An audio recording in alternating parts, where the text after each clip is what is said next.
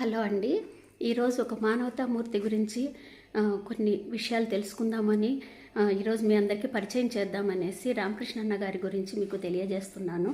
అన్న పోర్మామిళ్ళ దగ్గర సగిలేరు నది ఒడ్డున ఉండేటటువంటి వివేకానంద ఆశ్రమాన్ని నెలకొల్పి అక్కడ ఎంతోమంది నిరాశ్రయులైనటువంటి వాళ్ళను పెద్దవాళ్ళనంతా చేరదీసి వాళ్లకు ఎంతో తన శక్తి మేరకు వాళ్ళకి సేవలు చేస్తూ తరిస్తున్నారనమాట. అటువంటి వ్యక్తులు అంటే నాకు చాలా రెస్పెక్ట్ అండి.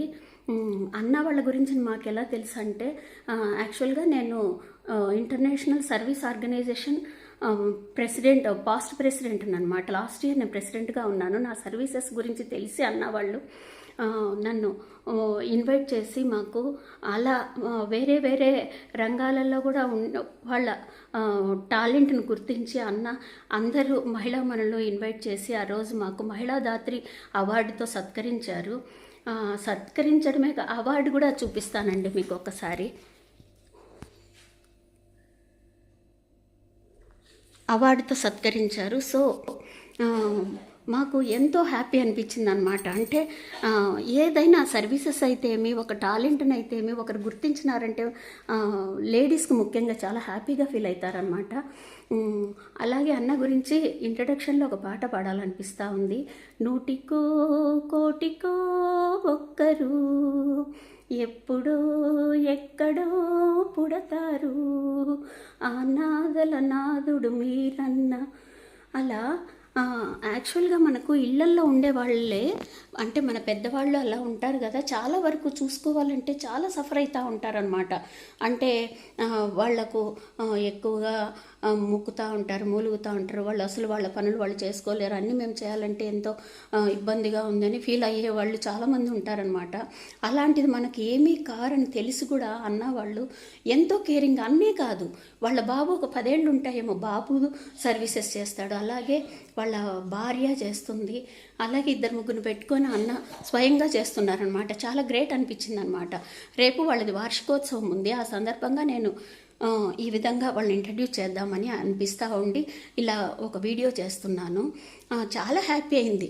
యాక్చువల్గా ఎక్కడైనా కానీ ఒక వృద్ధాశ్రమం అన్న అనాథాశ్రమం అన్న ఎలా ఉంటాయి అంటే ఒక బిల్డింగ్లో ఏదో రూమ్స్ ఇచ్చి వాళ్లకు కావాల్సిన సదుపాయాలు ఇస్తూ ఉంటారు. అక్కడ అలా ఉండదు వివేకానంద ఆశ్రమము. అసలు గేట్లో నుంచి ఎంటర్ అయితేనే లెఫ్ట్ సైడ్కి వివేకానందని స్టాచ్యూ వస్తుంది. అక్కడ ఒక గుడిలాగా అనిపిస్తుంది అనమాట. ఆయన యొక్క బోధనలతో వీళ్ళంతా బాగా ఇన్స్పైర్ అయ్యి ఎంత బాగా చేస్తున్నారు అని అనిపిస్తుంది. మనకు కూడా ఎంతోమంది చెప్తుంటారు, కానీ మనమేమి ఎవరి విషయాలలో కూడా అంత డీప్గా మనము ఏ విషయంలో కూడా మనం చేయలేకపోతాము. కానీ అన్నవాళ్ళు అలా కాదనమాట. వివేకానందుని సూక్తులు ఫాలో అవుతూ వాళ్ళు చాలా బాగా సర్వీసెస్ చేస్తున్నారు. అలాంటి వాళ్ళకు నిజంగా హ్యాట్స్ ఆఫ్ అండి. ఇంకో విషయం ఏంటి అంటే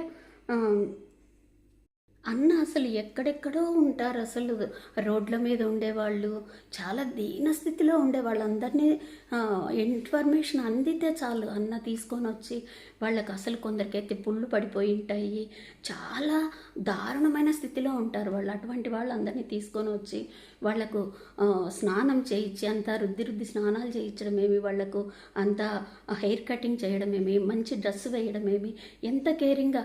అందులో ఆ సేవాశ్రమంలోకి మనము అడుగెడుతానే అక్కడ చాలా ఆహ్లాదకరంగా ఉండే వాతావరణం ఉంటుంది.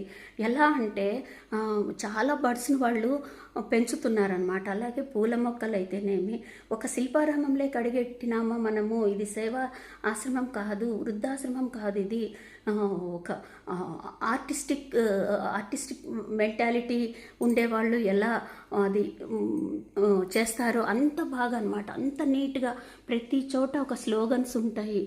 ఎంతో బాగా ఆహ్లాదంగా అనిపిస్తుంది అనమాట. మనము ఒక వృద్ధాశ్రమం లేకో అలా వచ్చామన్నట్లు ఫీలింగ్ కలగదనమాట. ఎంతో చాలా గ్రేట్గా ప్రౌడ్గా ఫీల్ అయిపోతామన్నమాట.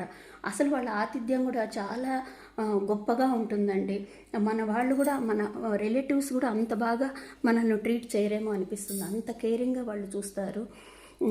పిల్లల దగ్గర నుంచి కూడా వాళ్ళు చాలా ఇదంతా సేవ చేస్తున్నారు. అన్న హ్యాట్స్ ఆఫ్ టు యూ అన్న, వన్స్ అగైన్ చెప్తున్నాను. అలాగే మీ ఫ్యామిలీ అంతా కూడా నిండు నూరేళ్ళు ఆయుర ఆరోగ్య అష్టైశ్వర్య ధనకనక వస్తు వాహనాలతో వర్ధిల్లాలని మనస్ఫూర్తిగా ఒక సోదరి కోరుకుంటున్నారు అని మీకు తెలియజేస్తున్నానన్న. ఆల్ ద బెస్ట్ అన్న, all the best. I wish you all success అన్న. Thank you.